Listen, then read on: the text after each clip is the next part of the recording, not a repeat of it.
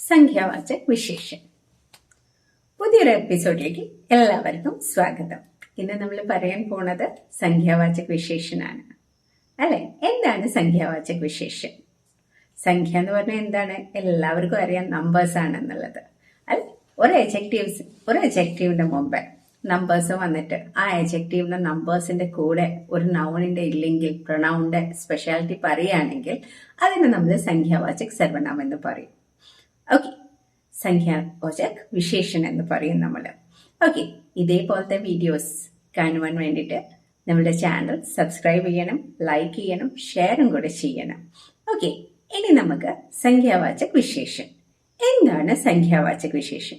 जो शब्द किसी वस्तु, व्यक्ति या स्थान की संख्या या क्रम गिनती में बताता है या मात्रा को गिनती में बताता है तो उसे संख्यावाचक വിശേഷൻ कहते हैं.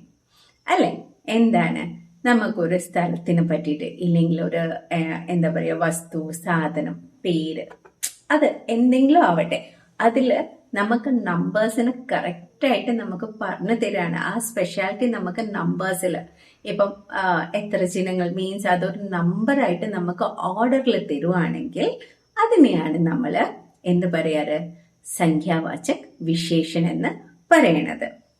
അല്ലെ, ഇപ്പൊ നമ്മൾ സിമ്പിൾ ആയിട്ട് നമ്മൾ മനസ്സിലാക്കാൻ വേണ്ടിയിട്ട് ജോ ശബ്ദ് കിത്നെ, കിത്നി, കോൺസ, ഏതാണ്, ഏതിലാണ് വരുന്നത്, നമ്മൾ ഓർഡർ ഒക്കെ ചോദിക്കാറുണ്ട്. അല്ലെ, ഫസ്റ്റ് ആണോ സെക്കൻഡ് ആണോ വരുന്നത്, അത് ഇന്ന ഓർഡറിലാണോ വരുന്നത്?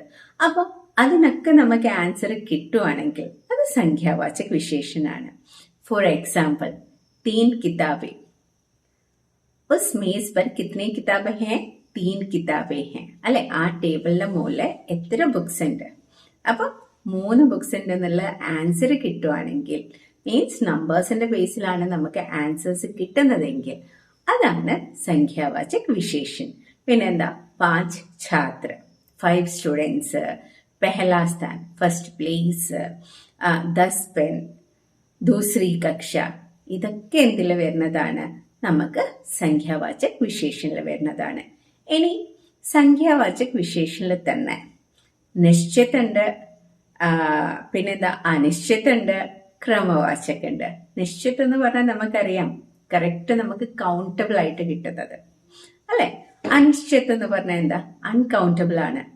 കുറെ കുട്ടികൾ കളിക്കുന്നുണ്ട് ഗ്രൗണ്ടിൽ, നമുക്ക് എണ്ണാൻ പറ്റില്ല, പക്ഷെ അവിടെ കുറെ ഉണ്ട്, നമ്പേഴ്സ് ആണ്, റൈറ്റ്? പക്ഷെ ചിലത് നമ്മൾ പറയും 5 സ്റ്റുഡൻസ് പ്ലേ ഗ്രൗണ്ടിൽ കളിക്കുന്നുണ്ടെന്നല്ല, കറക്റ്റ് ആയിട്ടില്ല. അപ്പം കറക്റ്റ് നമ്പേഴ്സ് കിട്ടുവാണെങ്കിൽ അത് എന്താണ്? നിശ്ചിതാണ്. നിശ്ചിത് സംഖ്യാവാചകാണ്. ഇനി അൺകൗണ്ടബിൾ ആണെങ്കിൽ അനിശ്ചിതാണ്.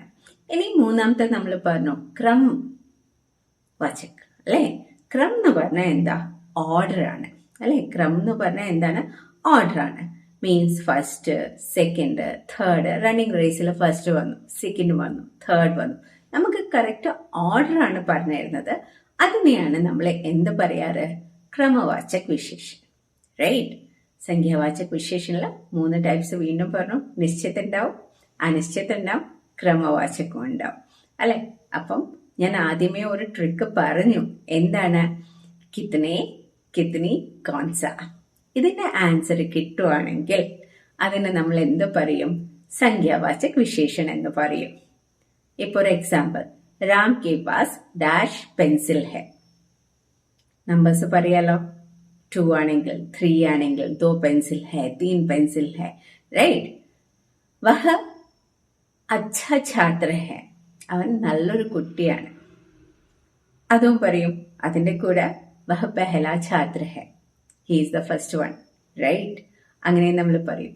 അപ്പം സംഖ്യാവാചക് എന്ന് പറഞ്ഞാൽ എന്താണ്? നമ്പേഴ്സ് വരുന്നതാണ്. ഇതേപോലത്തെ വീഡിയോസ് കാണാനായി നമ്മളെ ചാനൽ സബ്സ്ക്രൈബ് ചെയ്യുക, ഷെയർ ചെയ്യുക, ലൈക്ക് ചെയ്യുക, പിന്നെ കമന്റ്സും കൂടെ തരുക.